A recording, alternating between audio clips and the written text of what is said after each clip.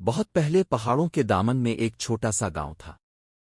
اس گاؤں میں احمد نام کا ایک نوجوان لکڑہارا اپنی بیمار ماں کے ساتھ رہتا تھا۔ ان کا گھر ایک چھوٹی سی کچی جھونپڑی پر مشتمل تھا جس کی چھت گھاس پھونس کی تھی۔ احمد بہت محنتی اور ایماندار تھا۔ وہ روز صبح سویرے اپنی کلہاڑی اٹھا کر جنگل کی طرف نکل جاتا اور سارا دن لکڑیاں کاٹتا۔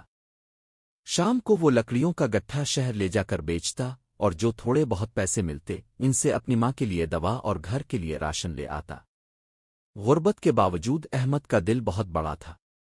وہ سراپا رحم و کرم تھا۔ اگر راستے میں کوئی بھوکا مل جاتا تو وہ اپنی روٹی میں سے آدھی اسے دے دیتا۔ اگر کوئی پیاسا کتا نظر آتا تو وہ اپنے مشکیزے سے اسے پانی پلا دیتا۔ اس کی ماں اکثر کہتی، بیٹا ہم خود اتنے غریب ہیں، تم اپنا حصہ بھی دوسروں کو دے دیتے ہو۔ احمد مسکرا کر جواب دیتا، اماں دینے سے رزق کم نہیں ہوتا۔ اللہ نیکی کا اجر کبھی ضائع نہیں کرتا۔ ایک شام جب احمد جنگل سے واپس آ رہا تھا تو اسے جھاڑیوں سے کسی پرندے کے کراہنے کی آواز آئی۔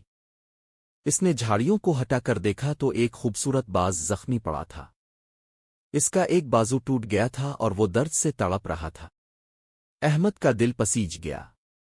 وہ احتیاط سے باز کو اٹھا کر اپنی جھونپڑی میں لے آیا۔ اس نے باز کے زخم کو صاف کیا، اس پر جڑی بوٹیوں کا مرہم لگایا اور ٹوٹی ہوئی ہڈی پر لکڑی کی کے پچاہے باندھ دیں۔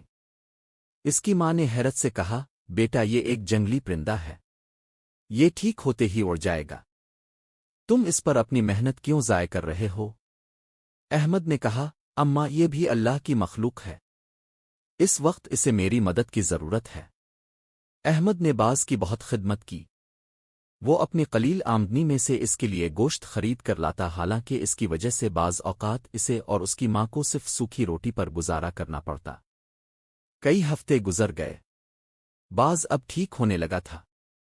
وہ جھونپڑی میں ادھر ادھر پھدکتا اور احمد سے مانوس ہو گیا تھا۔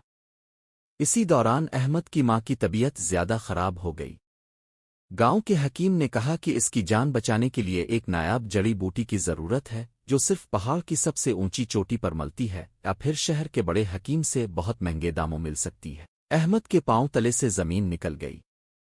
اس جڑی بوٹی کی قیمت اتنی تھی کہ وہ سال بھر لکڑیاں بیچ کر بھی ادا نہیں کر سکتا تھا۔ وہ اس رات بہت رویا۔ اس نے اللہ سے دعا کی، اللہ میں نے کبھی کسی کا برا نہیں چاہا، میری ماں کو شفا عطا فرما۔ اگلی صبح جب احمد سو کر اٹھا تو اس نے دیکھا کہ باز جھونپڑی میں نہیں ہے، وہ اڑ گیا تھا۔